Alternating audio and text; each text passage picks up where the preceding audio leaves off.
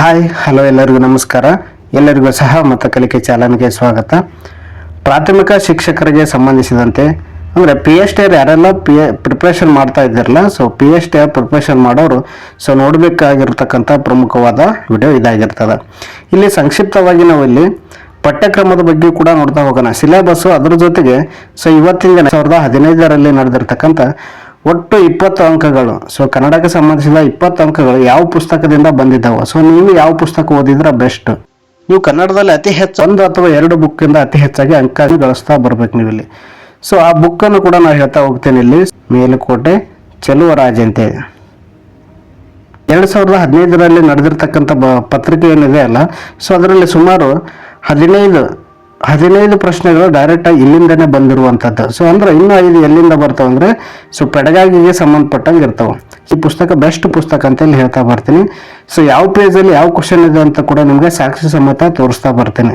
So ನೀವು ಇಲ್ಲಿ ಇದನ್ನ ಡೀಟೇಲ್ ಆಗಿ ಕೂಡ ನೋಡ್ರಿ ಅಂತ ನಾನು ಇಲ್ಲಿ ಪೇಜ್ ನಂಬರ್ ಹೇಳ್ತಾ ಹೋಗ್ತೀನಿ. ಸೊ ಇದಕ್ಕಿಂತ ಮುಂಚಿತವಾಗಿ ಪಠ್ಯಕ್ರಮದ ಬಗ್ಗೆ ನೋಡೋದಾದ್ರೆ ಸಾಮಾನ್ಯ ಜ್ಞಾನಕ್ಕೆ ಸಂಬಂಧಿಸಿದಂತ ಒಟ್ಟು 15 ಪ್ರಶ್ನೆಗಳು ಇರ್ತಾವೆ. ಸಾಮಾನ್ಯ ಜ್ಞಾನಕ್ಕೆ 15 ಪ್ರಶ್ನೆಗಳು, ಶೈಕ್ಷಣಿಕ ಮನೋವಿಜ್ಞಾನ 25 ಅಂಕ, ಕನ್ನಡ ವಿಷಯಕ್ಕೆ 20 ಅಂಕ, ಸಾಮಾನ್ಯ ಇಂಗ್ಲಿಷ್ 25 ಅಂಕ, ಪರಿಸರ ಅಧ್ಯಯನ 20 ಅಂಕ, ಗಣಿತ 20 ಅಂಕ. ಸೊ ಅದರ ಜೊತೆಗೆ ಕಂಪ್ಯೂಟರ್ ಕೂಡ ಏನಿದೆ 25 ಅಂಕ ಇದೆ. ಒಟ್ಟಾರೆ ನಿಮಗೆ 150 ಅಂಕಗಳಿಗೆ ಈ ಪತ್ರಿಕೆ ಇರ್ತದೆ. ಎಷ್ಟು ಪತ್ರಿಕೆ ಇರ್ತದೆ ಅಂದ್ರೆ ಸೊ ಕೇವಲ ಒಂದು ಮಾತ್ರ ಪತ್ರಿಕೆ, ಅಂದ್ರೆ ಈ ಒಂದೇ ಪತ್ರಿಕೆಯಲ್ಲಿ ಇವೆಲ್ಲ ಅಂಶಗಳನ್ನು ಒಳಗೊಂಡಿರ್ತದೆ.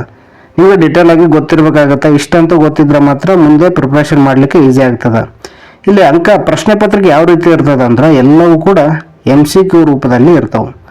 ನೆಗೆಟಿವ್ ಇರ್ತದ ಅಂತ ಮತ್ತೆ ಅದಕ್ಕೂ ಕೂಡ ಕಮೆಂಟ್ ಮಾಡಬೇಡಿ. ನೆಗೆಟಿವ್ ಕೂಡ ಯಾವುದೇ ಇರುವುದಿಲ್ಲ. ಸೊ 150 ಅಂಕಕ್ಕೆ 150 ಅಂಕನೂ ಕೂಡ ನೀವೇನು ಮಾಡ್ಬೋದು, ಹಾಕಿ ಬರ್ಬೋದು. ಯಾವುದೇ ಋಣಾತ್ಮಕ ಅಂಕ ಕೂಡ ಇಲ್ಲಿ ಇರುವುದಿಲ್ಲ. ನಾವು ಮೊದಲನೇದಾಗಿ ಇಲ್ಲಿ ಕನ್ನಡ ವಿಷಯದ 2015ರ ಪ್ರಶ್ನೆ ಪತ್ರಿಕೆಯನ್ನು ಕೂಡ ನೋಡ್ತಾ ಹೋಗೋಣ ನಾವಿಲ್ಲಿ. ಸೊ ಮೊದಲ ಪ್ರಶ್ನೆ ಈ ರೀತಿ ಕೊಟ್ಟಿದ್ದಾರೆ: ಅಕ್ಷರಗಳ ಪದಗಳ ಕುಶಲತೆಯ ಶಬ್ದ ವೈಚಿತ್ರ್ಯವನ್ನು ಏನೆಂದು ಕರೀತಾರೆ ಅಂತ ಕೇಳಿದ್ದಾರೆ. ಸೊ ಇದಕ್ಕೆ ಸರಿಯಾದ ಉತ್ತರ ಚಿತ್ರಕವಿತ್ವ ಅಂತ ಕರೀತಾರೆ. ಸೊ ಇದಕ್ಕೆ ಸರಿಯಾದ ಉತ್ತರ ಚಿತ್ರಕವಿತ್ವ. ಇಲ್ಲಿ ನಿಮಗೆ ಈ ಪುಸ್ತಕದಿಂದ ಬಂದಿರುವಂಥದ್ದು ಪೇಜ್ ನಂಬರ್ ನೋಡಿ ಇಲ್ಲಿ. ಸೊ ನಾನು ಇಲ್ಲಿ ಜಾಸ್ತಿ ಹೇಳ್ತಾ ಹೋಗಲ್ಲ, ಡಿಟೇಲ್ ಆಗಿ ಹೇಳ್ತಾ ಹೋದ್ರಿ ಇಲ್ಲಿ. ಸೊ ವಿಡಿಯೋ ಭಾಳ ಲೆಂದಿ ಆಗ್ತದ ಇಲ್ಲಿ. ಹೀಗಾಗಿ ಪೇಜ್ ನಂಬರ್ 254ರಲ್ಲಿ ಕಂಡು ಬರುವಂಥದ್ದು. ಪ್ರೌಢ ಪಂಡಿತ ಕವಿಗಳು ತಮ್ಮ ಬುದ್ಧಿ ಕೌಶಲ್ಯದಿಂದ ವೈಚಿತ್ರ್ಯಪೂರ್ಣವಾಗಿ ಅಕ್ಷರಗಳನ್ನು ಪದಗಳನ್ನು ಜೋಡಿಸಿ ಪದ್ಯ ರಚಿಸುತ್ತಾರೆ. ಇದಕ್ಕೆ ಚಿತ್ರಕವಿತ್ವ ಅಂತ ಕರೀತಾ ಬರ್ತಾರೆ. ನೆಕ್ಸ್ಟ್ ಮುಂದುವರಿದು 42ನೇ ಪ್ರಶ್ನೆ: ವಿಷಯಗಳನ್ನು ಮೌಲ್ಯೀಕರಿಸುತ್ತಾ ತಳಸ್ಪರ್ಶಿಯಾಗಿ ವಾಚನ ಮಾಡುವುದು ಏನಂತ ಕರೀತಾರೆ. ಸೊ ಅದಕ್ಕೆ ವಿಮರ್ಶಾತ್ಮಕ ವಾಚನ ಅಂತ ಕರೀತಾರೆ. ಇದು ಅನಸೂಯ ಪರಿಧಿಯಲ್ಲಿ ಕಂಡು ಬರುವಂಥದ್ದು. ಸೊ ನೀವು 2 ಪುಸ್ತಕವನ್ನು ನೋಡ್ತಾ ಬರ್ಬೋದು. ಸೊ ಮೊದಲನೇದಾಗಿ ಗ್ರಾಮರ್ ಮತ್ತು ಸಾಹಿತ್ಯಕ್ಕೆ ಸಂಬಂಧಪಟ್ಟಂಗೆ ಮೇಲುಕೋಟೆ ಚೆಲುವರಾಜ ಅಂತೇಳಿ. ಸೊ ಮೇಲುಕೋಟೆ ಚೆಲುವರಾಜ ಅಂತಕ್ಕಂಥದ್ದು ಅತ್ಯದ್ಭುತವಾಗಿರ್ತಕ್ಕಂಥ ಪುಸ್ತಕ ಆಗಿರ್ತದೆ. ಈ ಪುಸ್ತಕವನ್ನು ಖಂಡಿತವಾಗಿ ನೀವೇನು ಮಾಡಿ ತೆಗೆದುಕೊಂಡು ಓದಿ. ಸೊ ಇದರಿಂದ ಏನಾಗಿದೆ, ಸುಮಾರು 14ರಿಂದ 15 ಪ್ರಶ್ನೆಗಳು ಡೈರೆಕ್ಟ್ ಆಗಿ ಇದರಿಂದ ಬಂದಿದ್ದವು. ಸೊ ಇನ್ನು 5 ಪ್ರಶ್ನೆಗಳಲ್ಲಿ ಏನಂದ್ರೆ ಪೆಡಗಾಗಿ, ನಿಮ್ಗೆ ಯಾವುದಾದ್ರೂ ಒಂದು ಪೆಡಗಾಗಿ ಪುಸ್ತಕ ತಗೊಂಡ್ರೆ ಸಾಕಾಗ್ತದೆ. ಗ್ರಾಮರ್ಗೆ ಸಂಬಂಧಪಟ್ಟಂಗೆ ನೀವು ಈ ಪುಸ್ತಕ ಓದಿ, ಸಾಹಿತ್ಯಕ್ಕೂ ಕೂಡ ಈ ಪುಸ್ತಕ ಸಾಕಾಗ್ತದೆ. ಸೊ ಅದರ ಹೊರತಾಗಿ ಮತ್ತೆ ಯಾವುದಾದ್ರೂ ಪುಸ್ತಕ ಓದಬೇಕಾ ಅಂತ ಕೇಳಿದ್ರೆ ರಂಶ್ರೀ ಮುಗುಳಿ ಅಂತ ಇದೆ.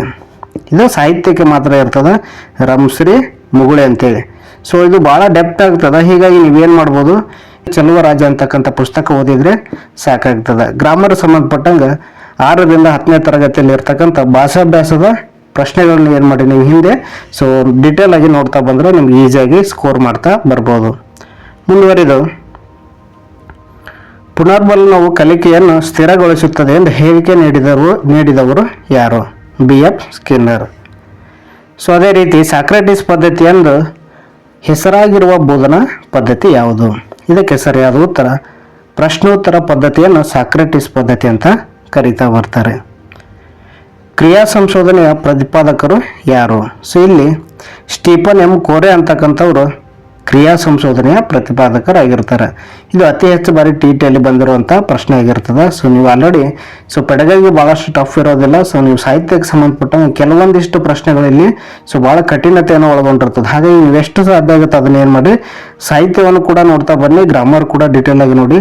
ಸೊ ಸಾಹಿತ್ಯದ ಎಷ್ಟು ಕ್ವಶನ್ ಇರುತ್ತೆ, ಅದ್ರ ಜೊತೆ ಗ್ರಾಮರ್ ಎಷ್ಟು ಕ್ವಶನ್ ಇರುತ್ತೆ ಅಂತ ಮೊದಲೇ ಏನು ಮಾಡಿ ಡಿವೈಡ್ ಮಾಡ್ತಾ ಬನ್ನಿ. ಸೊ ಗ್ರಾಮರ್ಗೆ ಸಂಬಂಧಪಟ್ಟಂಗೆ ಒಂದು 10 ಕ್ವಶನ್ ಮಿನಿಮಮ್ ಬಂದೇ ಬರ್ತವೆ. ಗ್ರಾಮರ್ಗೆ ಸಂಬಂಧಪಟ್ಟಂಗೆ 10. ಸೊ ಇಲ್ಲಿ ಆರಂಭದಿಂದ ಹಿಡಿದು ನೀವು ಕೊನೆಯ ಛಂದಸ್ಸುವರೆಗೂ ಕೂಡ ಡೀಟೇಲ್ ಆಗಿ ನೋಡ್ತಾ ಹೋಗ್ಬೇಕಾಗತ್ತೆ. ಸೊ ಅಂದಾಗ ಮಾತ್ರ ನೀವು ಎಕ್ಸಾಮ್ ಈಸಿಯಾಗಿ ಫೇಸ್ ಮಾಡ್ಬೋದು. ಮಕ್ಕಳ ಸರ್ವತೋಮುಖ ವಿಕಾಸದ ದೃಷ್ಟಿಯಿಂದ ಅವರ ಕಲಿಕಾ ಸಾಧನೆಯ ಮಟ್ಟವನ್ನು ಮೌಲ್ಯೀಕರಿಸುವುದು ವ್ಯಾಪಕ ವಾಚನವಾಗಿದೆ. ಸೊ ಅದೇ ರೀತಿ ಸಂಸ್ಕೃತದ ಪ್ರಸಿದ್ಧ ಕೃತಿ ಕುಮಾರ ಸಂಭವ, ಇದರ ಕರ್ತೃ ಯಾರಂದ್ರೆ ಕಾಳಿದಾಸ ಅಂತಕ್ಕಂಥದ್ದು ಕುಮಾರ ಸಂಭವದ ಕರ್ತೃ ಆಗಿರ್ತದ. ಸೊ 48ನೇ ಪ್ರಶ್ನೆ, ಗುಣಕ್ಕೆ ಮಚ್ಚರವಂಟ ಎಂದು ಹೇಳಿರುವ ಪ್ರಸಿದ್ಧ ಕವಿ ಯಾರಂತ ಕೇಳಿದ್ದಾರೆ. ಸೊ ಇಂಥ ಪ್ರಶ್ನೆಗಳು ನಿಮಗೆ ಹೈಸ್ಕೂಲ್ ಪುಸ್ತಕದಲ್ಲಿ ಸಿಗೋಲ್ಲ. ಹೀಗಾಗಿ ಇಂಥ ಯಾವುದಾದ್ರೂ ಆಥರ್ ಪುಸ್ತಕವನ್ನು ತಗೊಂಡ್ರೆ ಮಾತ್ರ ನಿಮಗೆ ಅರ್ಥ ಆಗ್ತದೆ. ಇದು ಕೂಡ ಇಲ್ಲಿ ಕ್ವಶನ್ಗೆ ಸರಿಯಾದ ಉತ್ತರ ಹೇಳ್ತೇನೆ. ಇಲ್ಲಿ ರನ್ ಅಂತಕ್ಕಂಥದ್ದು ಇದಕ್ಕೆ ಸರಿಯಾದ ಉತ್ತರ ಆಗಿರ್ತದೆ. ಇದು ಎಲ್ಲಿಂದ ಬಂದಿದೆ ಅಂತ ಕೇಳಿದ್ರೆ ಚೆಲುವರಾಜ ಅಂತ ಪುಸ್ತಕ ಇದೆಯಲ್ಲ, ಅದರಲ್ಲಿ 355ನೇ ಪೇಜಲ್ಲಿ ಕಂಡು ಬರ್ತದೆ. ಅದನ್ನ ಏನು ಮಾಡ್ಬೋದು, ನೀವು ನೋಡ್ತಾ ಬರ್ಬೋದು. ನೆಕ್ಸ್ಟ್ ಅದೇ ರೀತಿ ಕುಮಾರವ್ಯಾಸನ ಕರ್ನಾಟಕ ಭಾರತ ಕಥಾಮಂಜರಿ ಅಂತಕ್ಕಂಥದ್ದು ಯಾವುದಕ್ಕೆ ಸಂಬಂಧಿಸಿದೆ ಅಂದ್ರೆ ಇದು ಕೃಷ್ಣನ ಕಥೆಯನ್ನು ಒಳಗೊಂಡಿರುವಂಥದ್ದು. ಇದು ಕೂಡ 377 ಮತ್ತು 78ನೇ ಪೇಜಲ್ಲಿ ಕಂಡು ಬರುವಂಥದ್ದು. ಯಾವ ಪುಸ್ತಕದಲ್ಲಿ? ಇದು ಚೆಲುವರಾಜ ಅಂತಕ್ಕಂಥ ಪುಸ್ತಕದಲ್ಲಿ ಕೂಡ ಇದೆ. ನೆಕ್ಸ್ಟ್ ಅದೇ ರೀತಿ ಪ್ರಗತಿಶೀಲ ಸಾಹಿತ್ಯದ ತವರು ಮನೆ ಅಂತ ಕರೀತಕ್ಕಂಥದ್ದು. ಸೊ ಇದಕ್ಕೆ ಸರಿಯಾದ ಉತ್ತರ ರಸ್ಯ ಅಂತಕ್ಕಂಥದ್ದು. ಈ ಪುಸ್ತಕದಲ್ಲಿ ಅದು ಕೊಟ್ಟಿಲ್ಲ. ಸೊ ನಾವು ಇಲ್ಲಿ ರಾಜಪ್ಪ ದಳವಾಯಿ ಪುಸ್ತಕದಲ್ಲಿ ಇದನ್ನು ನೋಡ್ಬೋದು. ಸೊ ಒಂದೊಂದು ಕ್ವಶನ್ ಕೂಡ ಮಿಸ್ ಆಗ್ತಿರ್ತವೆ, ಎಲ್ಲವೂ ಬರಂಗಿಲ್ಲ, ಆದರೆ ಅತಿ ಹೆಚ್ಚಾಗಿ ಬಂದಿರುವಂಥದ್ದು ಇದೇ ಪುಸ್ತಕದಿಂದ. ನೆಕ್ಸ್ಟ್ ಅದೇ ರೀತಿ ಎದೆಗೆ ಬಿದ್ದ ಅಕ್ಷರ ಕೃತಿಯ ಕರ್ತೃ ಯಾರು? ಸೊ ಇದಕ್ಕೆ ಸರಿಯಾದ ಉತ್ತರ ದೇವನೂರು ಮಹದೇವ ಅಂತಕ್ಕಂಥದ್ದು ಇದಕ್ಕೆ ಸರಿಯಾದ ಉತ್ತರ ಆಗಿರ್ತದೆ. ಸೊ ಇದು 297 ಪುಟದಲ್ಲಿ ಈ ಪ್ರಶ್ನೆಯನ್ನು ಗಮನಿಸಬಹುದು. ಇಂಚರ ಇದು ಕನ್ನಡದ ಯಾವ ಸಂಧಿಗೆ ಉದಾಹರಣೆ? ಸೊ ಇಂಚರ ಅಂತಕ್ಕಂಥದ್ದು ಆದೇಶ ಸಂಧಿಗೆ ಉದಾಹರಣೆ. ಸೊ ಇದು ಯಾವ ರೀತಿ ಬಿಡಿಸ್ಬೇಕಂದ್ರೆ ಇನ್ ಪ್ಲಸ್ ಸರ ಅಂತಕ್ಕಂತೇಳಿ ಬಿಡಿಸ್ಬೇಕು. ಇಲ್ಲಿ ಏನಾಗ್ತದೆ, ಇಲ್ಲಿ ಸಹಕಾರಕ್ಕೆ ಚೇಚೆ ಜೆ ಅಂತಕ್ಕಂಥದ್ದು ಬರ್ತಾವೆ. ಆದೇಶವಾಗಿ ಬರೋದ್ರಿಂದ ಇದು ಆದೇಶ ಸಂಧಿ ಆಗಿರ್ತದೆ. ಸೊ ನಿಮ್ಗೆ ಆಲ್ರೆಡಿ ಲೋಪ ಸಂಧಿ ಬಗ್ಗೆ ಗೊತ್ತಿರ್ತದೆ. ಸೊ ಲೋಪ ಅಂದ್ರೆ ಇಲ್ಲಿ ಸ್ವರಗಳ ಮುಂದೆ ಸ್ವರವು ಬಂದು ಸಂಧಿ ಕಾರ್ಯ ನಡೆಯುವಾಗ ಏನಾಗ್ತದೆ, ಇಲ್ಲಿ ಪೂರ್ವ ಪದದ ಕೊನೆಯ ಸ್ವರ ಮಾತ್ರ ಲೋಪ ಆಗ್ತದೆ. ಬಹಳಷ್ಟು ಮಂದಿ ಏನಾಗ್ತಾರ, ಪೂರ್ವ ಪದದ ಕೊನೆಯ ಅಕ್ಷರ ಲೋಪ ಆಗುತ್ತೆ ಅನ್ಕೊಂಡಿರ್ತಾರ. ಪೂರ್ವ ಪದದ ಕೊನೆಯ ಅಕ್ಷರ ಲೋಪ ಆಗಲ್ಲ, ಸ್ವರ ಮಾತ್ರ ಲೋಪ ಆಗ್ತದೆ ಇಲ್ಲಿ. ಸೊ ಇದು ಆಗಮ ಸಂಧಿ ಬಗ್ಗೆ ಗೊತ್ತದ. ಆಗಮ ಸಂಧಿ ಅಂದ್ರೆ ಇಲ್ಲಿ ಇದು ಕೂಡ ಸ್ವರ ಸಂಧಿ. ಇಲ್ಲಿ ಏಕಾರ ಮತ್ತು ಓಕಾರ ಆಗಮವಾಗಿ ಬರ್ತವೆ ಇಲ್ಲಿ. ಸೊ ಇಲ್ಲಿ ಉತ್ತರ ಪದದ ಆದಿಯಲ್ಲಿ ಎಕಾರ ಅಥವಾ ಒಕಾರ. ಎಕಾರ ಬಂದ್ರೆ ಏಕಾರ ಆಗಮ ಸಂಧಿ ಅನ್ರಿ, ಓಕಾರ ಏನಾದ್ರೂ ಆಗಮವಾಗಿ ಬಂದ್ರೆ ಒಕಾರ ಆಗಮ ಸಂಧಿ ಅಂತ ಕೇಳ್ರಿ. ನೆಕ್ಸ್ಟ್ ಗುಣಸಂಧಿ ಅಂದ್ರೆ ಇಲ್ಲಿ ಈಸಿಯಾಗಿ ಹೇಳ್ಬೋದು, ಎ ಓ ಅರ್ಕಾರ ಅಂತಕ್ಕಂಥದ್ದು ಬರ್ತದ. A O ಅರ್ಕಾರ. ಸೊ ಈ ರೀತಿ ಒಂದೊಂದು ಟ್ರಿಕ್ಸ್ ಮೇಲೆ ಏನು ಮಾಡು, ಈಸಿಯಾಗಿ ನೀವು ನೋಡ್ತಾ ಬನ್ನಿ. ಸೊ ಇಲ್ಲಿ ನಾ ಜಾಸ್ತಿ ಡೀಟೇಲ್ ಆಗಿ ಹೇಳಕ್ ಹೋಗಲ್ಲ. ಸೊ ಇಲ್ಲಿ ನೀವು ಮುಂದಿನ ತರಗತಿಯಲ್ಲಿ ಗಮನಿಸ್ತಾ ಬರ್ಬೋದು, ಬೇಕಂದ್ರೆ ಡೀಟೇಲ್ ಆಗಿ ನೋಡ್ತಾ ಹೋಗೋಣ ಅಂತ. ಕಂಚಗಾರ ಈ ಪದದಲ್ಲಿರುವುದು ಸೊ ಯಾವುದಕ್ಕೆ ಉದಾಹರಣೆ ಅಂದ್ರೆ ಇದು ತದ್ದಿತ ಪ್ರತ್ಯಯ ಆಗಿರ್ತದ. ಸೊ ನೋಡಿಲ್ಲಿ ವ್ಯಕ್ತಿಗೆ ಸಂಬಂಧಿಸಿದಂತ ಬಂದು ಅಂದ್ರೆ ಇಲ್ಲಿ ಸೊ ತದ್ದಿತ ಅಂತ ನಾಮ, ತದ್ದಿತ ಅಂತ ಭಾವನಾಮ, ತದ್ದಿತ ಅಂತ ಅವೇ ಇದಾವಲ್ಲ, ಅದ್ರ ಕಡೆ ಗಮನ ಕೊಡ್ತಾ ಬನ್ನಿ. ಸೊ ಇಲ್ಲಿ ವ್ಯಕ್ತಿಗೆ ಸಂಬಂಧಿಸಿದ, ಕ್ರಿಯೆಗೆ ಸಂಬಂಧಿಸಿದ ಬಂದ್ರೆ ಕೃದಂತ ಕಡೆ ಗಮನ ಕೊಡಿ. ಇದು ಕನ್ಫ್ಯೂಸ್ ಆಗ್ತಿರ್ತದೆ. ಸೊ ಇದನ್ನ ಏನ್ ಮಾಡಿ ಸ್ವಲ್ಪ ವ್ಯತ್ಯಾಸವನ್ನು ಗಮನಿಸ್ತಾ ಬನ್ನಿ. ಸೊ ನೆಕ್ಸ್ಟ್ ಬರ್ತಕ್ಕಂಥದ್ದು ವಿಶೇಷಣೆ ಎಂದರೆ ಏನು? ಸೊ ವಿಶೇಷಣೆ ಎಂದರೆ ಗುಣ, ರೀತಿ, ಸ್ವಭಾವವನ್ನು ತಿಳಿಸ್ಬೇಕದು ಯಾವಾಗಲೂ. ಸೊ ಗುಣ, ರೀತಿ, ಸ್ವಭಾವವನ್ನು ತಿಳಿಸಿದ್ರೆ ಅದಕ್ಕೆ ಏನಂತ ಕರೀತಾರೆ, ಇಲ್ಲಿ ವಿಶೇಷಣ ಅಂತ ಕರೀತದ. ಉದಾಹರಣೆಗೆ ಹಿರಿದಾದ ಮರ ಹೆಮ್ಮರ ಅಂತಕ್ಕಂತಿದೆ. ಅದು ಮರ ಹೆಂಗೈತೆ ಅನ್ನೋದು ಕುರಿತು ಹೇಳೋದು. ಹಿರಿದಾದ ಬಂಡೆ ಹೆಬ್ಬಂಡೆ ಇರ್ತಾವಲ್ಲ, ಆ ರೀತಿ ಹಿರಿದು, ಕಿರಿದು, ಸೊ ಅದು ವಿಶೇಷವಾಗಿ ಕರಿದು.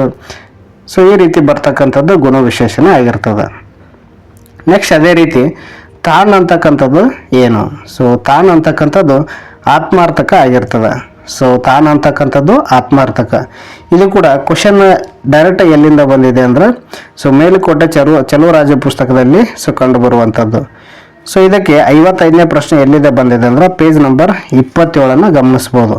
ಸೊ ಹಿಂದೆ ನೋಡಿದ್ರಲ್ಲ, ಈ ಕ್ವಶನ್ ಕೂಡ ಎಲ್ಲಿಂದ ಬಂದಿದೆ ಅಂದ್ರೆ ಇಲ್ಲಿ ಪೇಜ್ ನಂಬರ್ 25ರಲ್ಲಿ ಬಂದಿರುವಂಥದ್ದು. ಸೊ ಪೇಜ್ ನಂಬರ್ 25ರಲ್ಲಿ ಗಮನಿಸಬಹುದು. ನೆಕ್ಸ್ಟ್ ಅದೇ ರೀತಿ ಸಾಗರ ಪುತ್ರ ಸಾರಿನ ಮಿತ್ರ.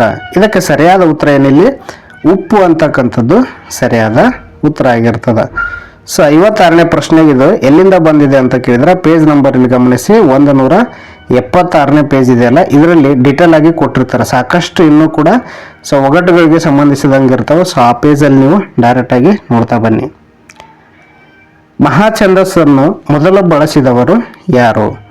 ಸೊ ಇಲ್ಲಿ ಮಹಾ ಛಂದಸ್ಸನ್ನು ಮೊದಲ ಬಾರಿಗೆ ಬಳಸಿದವರು ಯಾರು ಅಂತ ಕೇಳಿದ್ದಾರೆ. ಸೊ ಇದಕ್ಕೆ ಸರಿಯಾದ ಉತ್ತರ ಕುವೆಂಪು ಅಂತಕ್ಕಂಥದ್ದು ಸರಿ ಇರ್ತದೆ. ಇದು ಪೇಜ್ ನಂಬರ್ 250ರಲ್ಲಿ ಕಾಣ್ಬೋದು ಇದನ್ನು.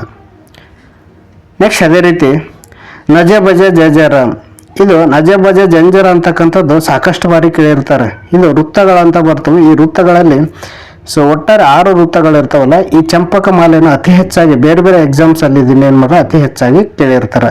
ಇದ್ರದ್ದು ನಜೆ ಬಜೆ ಜಂಜರ. ಇಲ್ಲೊಂದು ಚಾರ್ಟ್ ಕೊಡ್ತೀನಿ, ಈ ಚಾರ್ಟನ್ನು ನೀವು ಗಮನಿಸ್ತಾ ಬರ್ಬೋದು.